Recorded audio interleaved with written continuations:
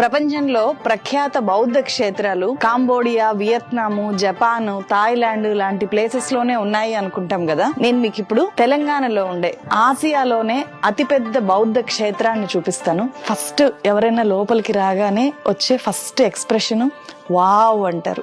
అంత అద్భుతంగా ఉంది.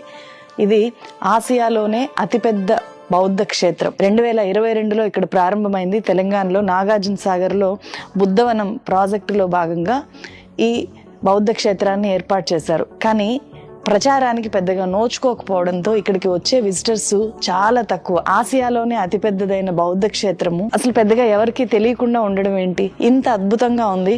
చాలా చాలా పెద్దది. ఈ డోమ్ చూస్తే మనకు చాలా వండర్ఫుల్గా అనిపిస్తుంది రాగానే. సో మీరు కనుక నాగార్జున సాగర్ వస్తే ఈ బుద్ధవనం ప్రాజెక్ట్ చూడడాన్ని అస్సలు మిస్ అవ్వకండి.